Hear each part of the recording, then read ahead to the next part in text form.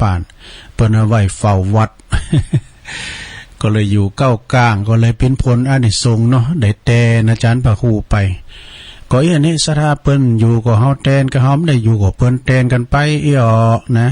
เปิ้นว่ามือศรัทธาเฮาได้งอมได้เงากันศรัทธาเด้อจะบ่ได้งอมบ่ได้เงากันฟังกันไปนะเป็นกูเป็นกีมกันไปวันนี้ก็ขอขอบคุณทางเจ้าหน้าที่ทางสถานีวิทยุคืนบุญต่างๆเด้อคืนวิทยุนะวิทยุเปิดการศึกษาพระพุทธศาสนาและวัฒนธรรม FM 104.50 เมกะเฮิรตซ์ ของวัดฝายหินตำบลสุเตปอำเภอเมืองจังหวัดเชียงใหม่โดยเมตตาบารมีตามอาจารย์ท่านพระครูท่านพระครูสมุวิสุวัฒน์วรกิจโจท่านผู้อำนวยการเฮาเนาะได้ลิงสัญญาณข่างสัญญาณไปแล้วศรัทธาได้ยินได้ฟังกันไปนะสถานีวิทยุของคณะสงฆ์อำเภอฝางก็โดยเมตตาบารมีธรรมในพระเดชพระคุณหลวงปู่ท่านพระครูสุจิตานุรักษ์เจ้าคณะอำเภอฝาง FM 100.25 เมกะเฮิรตซ์ซึ่งก็ตั้งอยู่ที่วัดพระบาทอุดมน้ำบ่อสาวาสำนักวิปัสสนาโดยตุปีเจริญเนาะโชติธรรมโมลิงสัญญาณไปก็พินตีเรียบร้อยสถานี89.50 บ้านทุ่งเรดิโอตั้งอยู่ที่บ้านป่าซักตำบลบ้านกลางอำเภอสันปัตตองโดยปอุดมพุทธวงศ์เนอะปดมประกอบถวายเวลามา1 ชั่วโมงโดยกันเนอะตั้งแต่3 โมงถึง4 โมงกำเดียวก่อนจะถึง4 โมงเขาก็ออกรายการลาคืนปดมไว้ก่อนนะเนาะแล้วก็สถานี มนต์เสียงธรรมจากแม่แจ่มเนอะมนต์เสียงธรรมก็มีเมตตาบารมีธรรมหลวงพ่อพระครูมงคลวิสิทธิ์หลวงพ่อใหญ่เฮามีตุปีอุทัยเนอะเป็นเจ้าหน้าที่เจิมสัญญาณไปพินตีเรียบร้อยพี่น้องแม่แจ่มก็ฟังกันหลายแม่คันเกี่ยวตั้ง3เขาเนาะจังเคืองบุญก็ดีหลายตีและตั้งอันนี้แม่คันเกี่ยวนี่เปิ้นปิ้นตัวแทนโทรกันมานี่ศรัทธาแล้วก็สถานีของ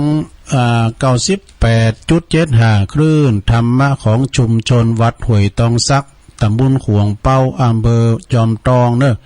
พระครูวาปีวรมานิชเจ้าอาวาสท่านอาจารย์ชวลิตชัยวังโสเปิ้นก็ลิงสัญญาณไปพี่น้องโซนไต่ก็คงจะได้ยินกันแล้วเนาะศรัทธาเนอะมาปบมาปะกันในวันนี้เนาะศรัทธาญาโยมเปิดว่าบ่หึงเป็นการเสียเวลาวันนี้ตุนรุงน้อมนำเอาพระธรรมเทศนาของตุอุ้ยหลวงพ่อบุญปันปุญญธรรมโม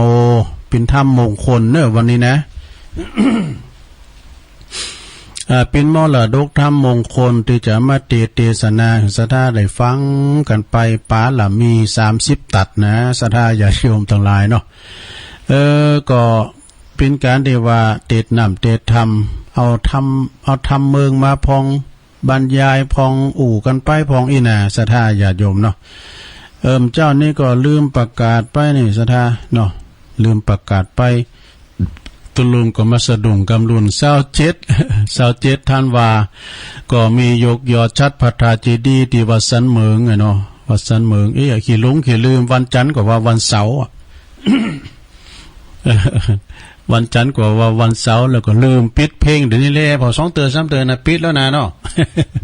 ปิดแล้วเรียบร้อยนะก็วันที่27เริ่มเจ้านี่ลืมประกาศให้พระอาจารย์เอาหลัก27ธันวาปูนเปิ้นจะมีการยกยอดชัดพระธาตุเจ้าเจดีย์วัดสันเหมืองเจดีย์เปิ้นงามศรัทธาเนาะไปจะไปเปิดโรงทานก็ดีไปจะไป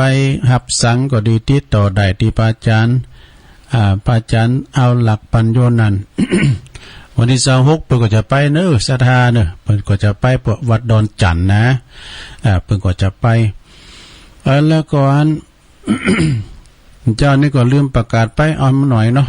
วันที่25เนอะศรัทธาวันที่25นี่เพิ่นจะมีการวางศิลาฤกษ์นะพระธาตุเจ้าเจดีย์3 วัดด้วยกันกะ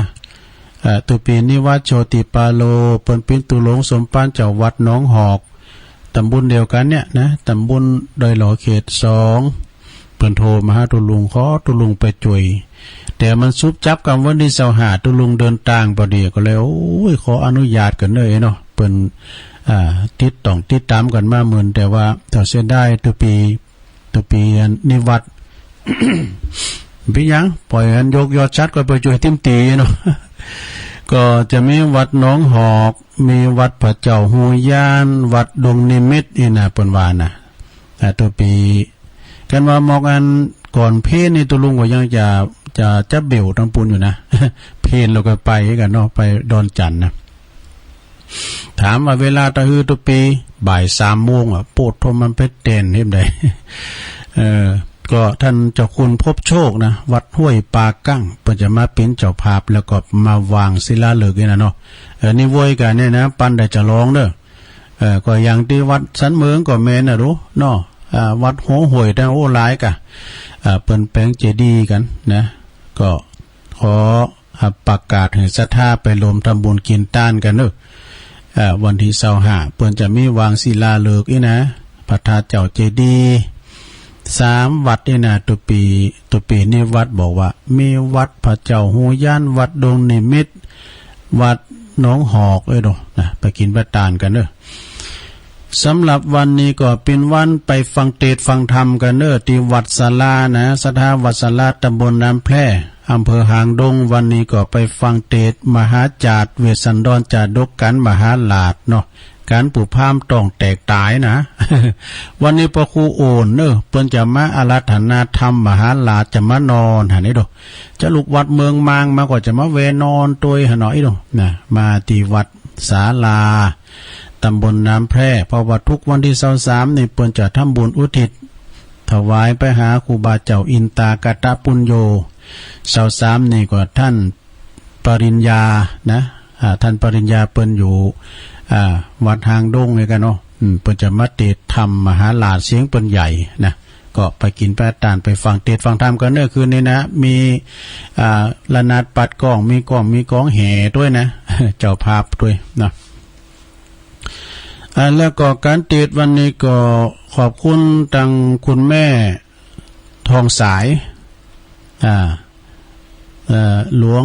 คำอ้ายอย่างเงี้ยเนาะหลวงคำอ้ายบ้านดอยแก้วเด้อเปิ้นว่าเปิ้นจะครบอายุวันเกิดเปิ้นวันที่26เนี่ย26พฤศจิกาก็เลยเอาธรรมมาเทศน์ให้เปิ้นด้วยนะคุณแม่ทองสายบุญมาปะบ้านดอยแก้วเปิ้นก็ฟังรายการตลอดแล้วก็ตั้งปอสมศักดิ์แม่จันเพ็ญด้วยเนาะแม่เพ็ญขาวเตี้ยเปิ้นว่า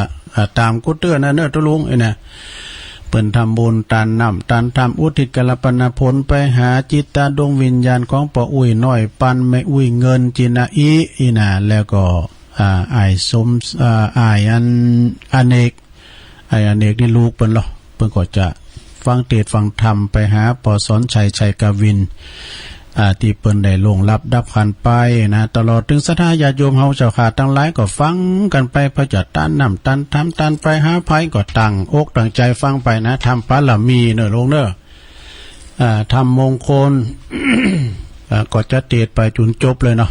จุนจบไปก่อนปล่อยยาวสักเท่าใดฟังธรรมกันเนอะนะโม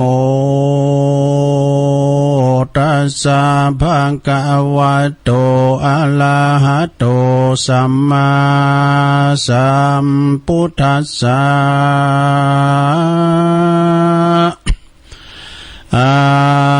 ทั้งโค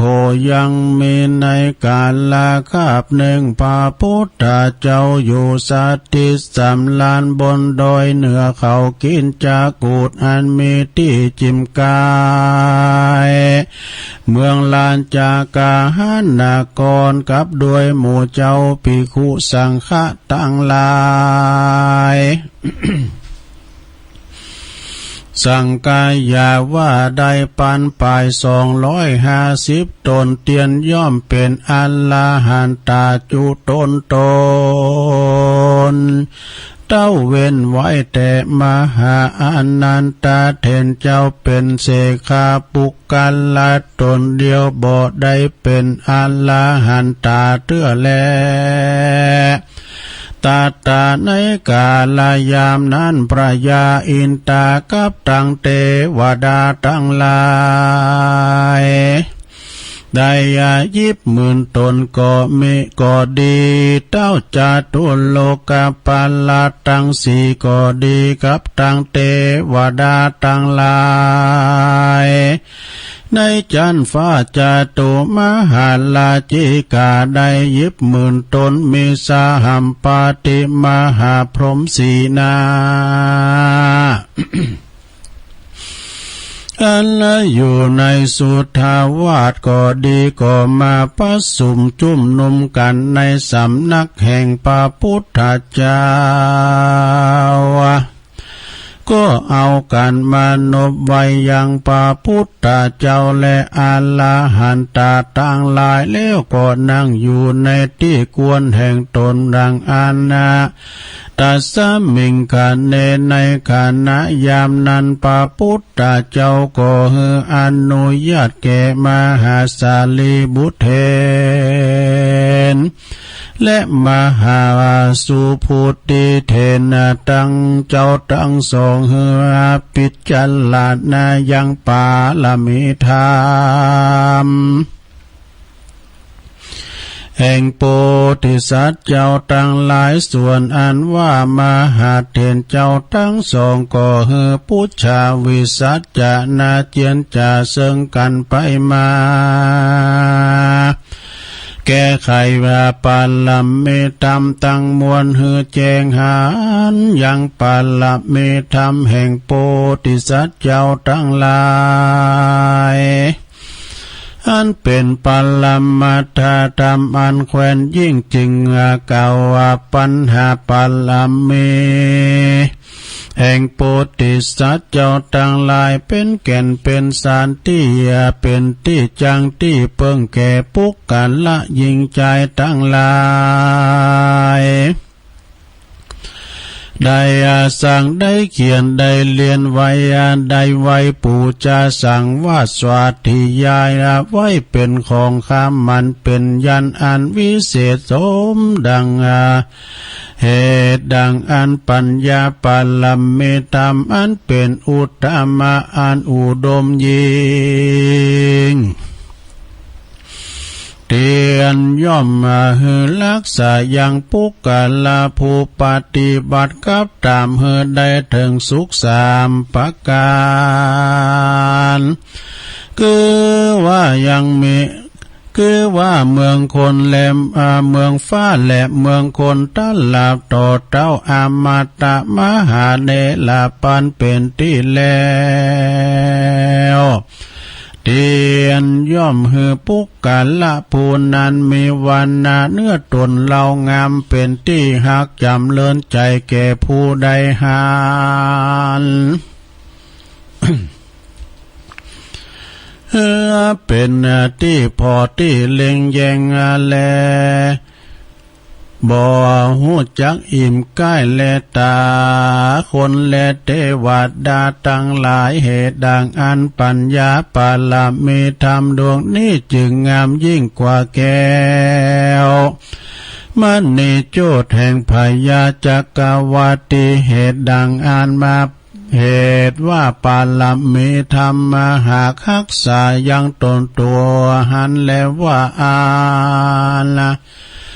ในกาลยามนั้นนั้นว่าพระยาเจ้าอินตาจึงไว้สายังพระพุทธเจ้าว่าพันเตภากวาคาเดพระพุทธเจ้าขอ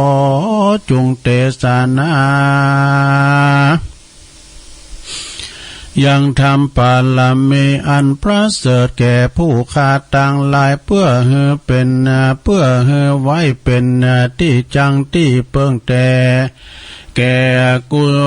ลบุตรกุลธิดายิงใจต่างหลายแด่เตว่าอ่านเมื่อนั้นพระพุทธเจ้าก็จึงเทศนาว่าดูลา พยาอินตาเถระจงฟังและจำเอาไว้แล้วจำเลินสวัสดิยายว่าดังนี้เตตานะปาลาเมตานะอุปปาลามิตานะปาลามาตาปาลามิศีลาปาลามิศีลาอุปปาลามิศีลาปาลามาตาปาลามิเนคขมะปาลามิเนคขมะอุปปาลามิเนคขมะปาลามาตาปาลามิปัญญาปาลามิปัญญาอุปปาลามิปัญญาปาลามาตาปาลามิวิริยะปาลามิวิริยะอุปปาลามิวิริยะปาลามัทธปาลามิขันติปาลามิขันติอุปปาลามิขันติปาลามัทธปาลามิสัจจะปาลามิสัจจะอุปปาลามิสัจจะปาลามัทธปาลามิอธิฐานะปาลามิอธิฐานะอุปปาลามิอธิฐานะปาลามัตตปาลามิเมตตาปาลามิเมตตาอุปปาลามิเมตตาปาลามัตตปาลามิอุเปกขาปาลามิอุเปกขาปะอุปปาลามิอุเปกขาปัลลัมมัทธปัลลัมเมโสภะคะวะอิติปิตานะปัลลัมมิโยโสภะคะวะอิติปิตานะอุปปัลลัมมิโยโสภะคะวะอิติปิตานะปัลลัมมัทธปัลลัมมิโยโสภะคะวะอิติปิมหาตัสสัมปาลปุญญาปาลัมปัญญาเตจังเตจาปุญญังปุญญากุณังกุณาอัคคิตังอุคิตังอุคิตาสัมมาปันโนโสภะคะวะอิติปิเวทิตาปังเวทิตาปามหาตัสสะปัลลังปัลลาปุญญังปุญญังปุญญาภะคะวะภาวันนังภาวันนาเตจังเตจาปุญญังปุญญา คุณังคุณนันจะเหตุปัจจโยโสภะคะวะอิติปิพุทธสัมพุทโธมหาตาสัพพลังปัลลามุนีนังมุนีนะมหาคุณลาจามลาจาปุญญังปุญญาสีลัญจาอุปสาอุปาอาคาตาสาติหิตาจาลิยาสัมปันโนโสภะคะวะอิติปิสมิติงสาปาลัมมิโยปุลิโตโสภะคะวะอิติปิดังนี้แล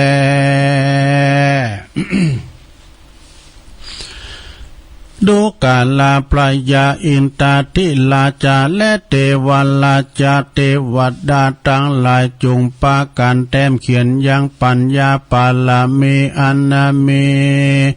อนานิไว้เป็นที่เป็นที่หิตานุหิตาปโยจันนะแก่กุลปุตตะกุลธิดาหญิงใจตั้งหลายแด่เตว่าอาละ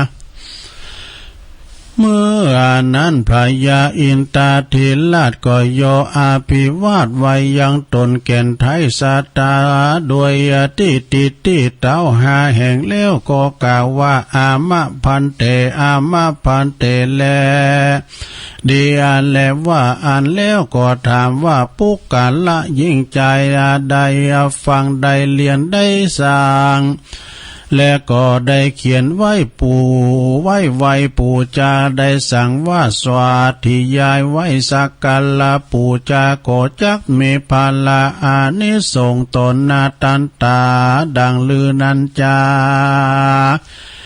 เมื่อนั้นพระพุทธเจ้าก็จึงกล่าวว่าดุลมหาราชเยจานาอันว่าปุกกาละยิงใจตั้งหลาย ได้อาสังได้เรียนได้ไวและก็ได้ไวศาสกาละปูจาได้สวดที่ใหญ่ไปบอกขาดจักห้ามลำงับเสียยังอนตาลายตังหลายตังมวลปุกกาละปูนนั้นก็บ่หอนว่าจักตายโดยหอกดาบไม้คอนก่อนดินและเชือกเหล็กอันกาเชือกเหล็กและก็เชือกเล็กก็บ่มีสาคาบเต้าพายาและเสนาอามาตย์ผู้ใหญ่ผู้น้อยก็ผู้ใดผู้หนึ่งก็บ่ก็จักมาข่มเหงก็บ่ได้อุปาทวะกังวลอนตาลายตังโมนะก็จักหลับงับกับหายไปเพราะว่าปัญญาปาลัมเมตามหักรักษาผู้นั้นจักมาเป็นที่จังที่เปิง ที่รักจำเลินแก่เต้าพายามหากษัตริย์ผู้ใหญ่แม้นไปที่แห่งหนตำบลใดก็บ่มีสัตว์หลายตัวลายจักมากาตำลายดังอันนั้นว่าอันยามนั้นอัญญาติทิตั้งหลายจักเข้ามาข่มเห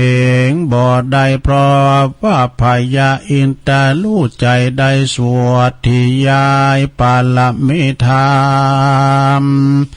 ส่วนอัญญาติทิตั้งหลายลวดป้ายการหนีไปหันแลเมื่อนั้นพญามารมีตนมีอิทธิฤทธิ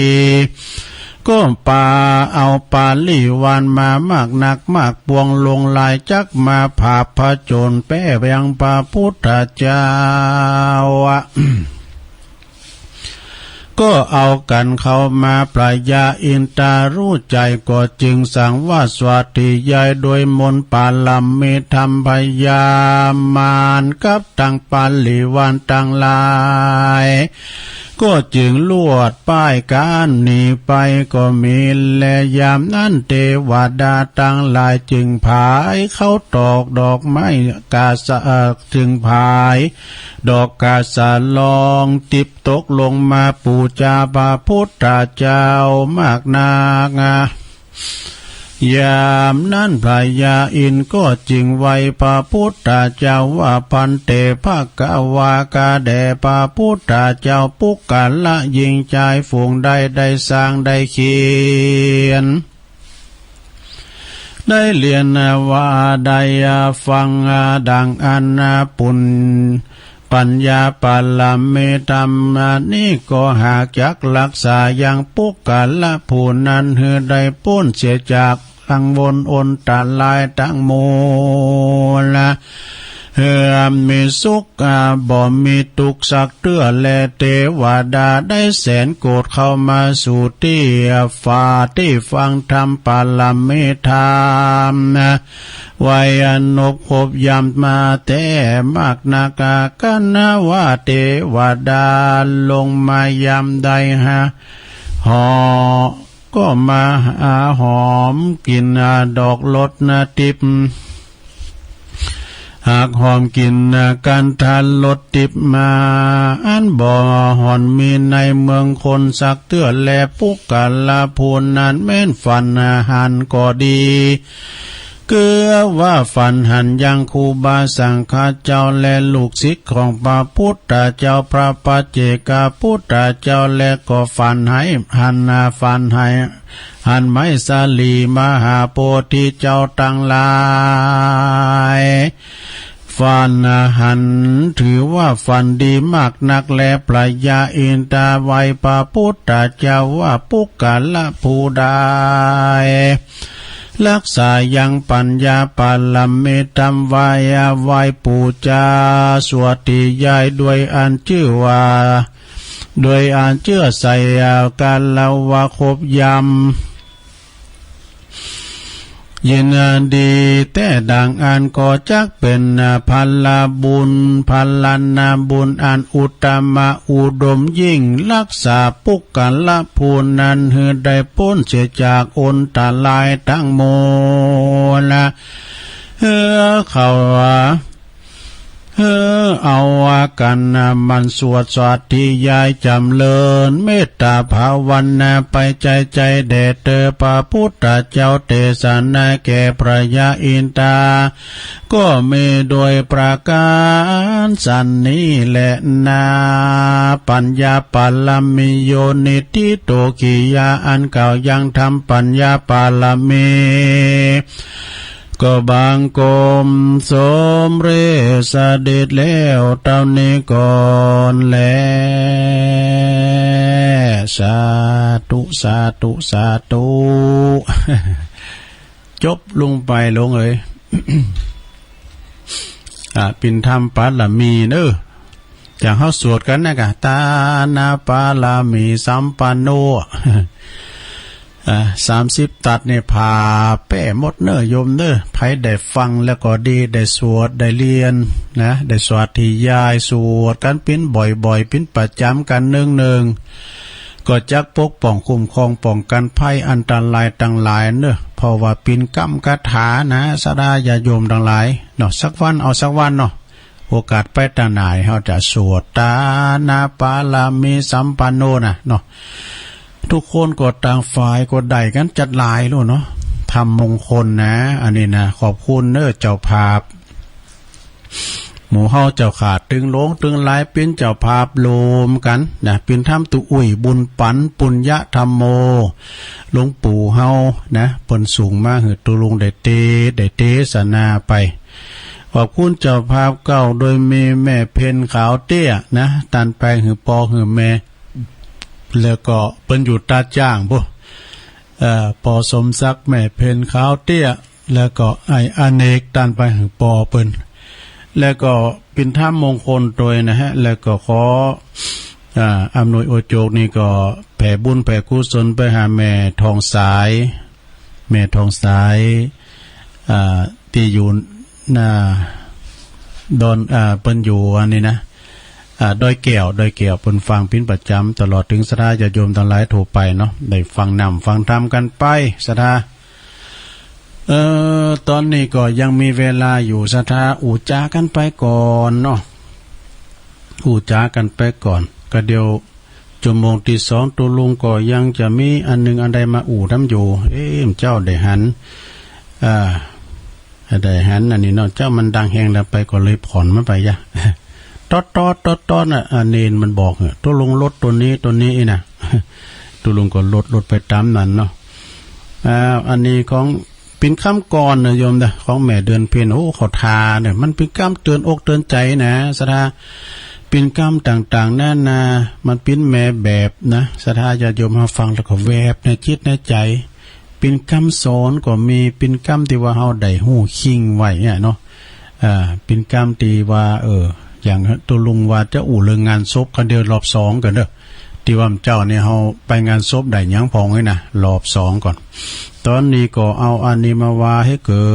นปินกรรมคมกรรมกรนะสะท่าเพิ่นบอกว่าในตัวเฮาเนี่ยถึงหมดวันเวลาจะพาไวเข้าใกล้ฝั่งดูโอ้ใจอ่อนเลยเป็นยังไงล่ะเนี่ยลงเด้อวันเวลาจะพาไวเข้าใกล้ฝั่งสุขภาพและกำลังจะถดถอยใจเคยร้อนก็ถอยล่นเป็นผลพลอยร่มเย็นลงและรอคอยรู้ปล่อยปลงนี่สุขสุดท้ายใช่อยู่ที่มีทรัพย์สินแค่พออยู่พอกินตามประสงค์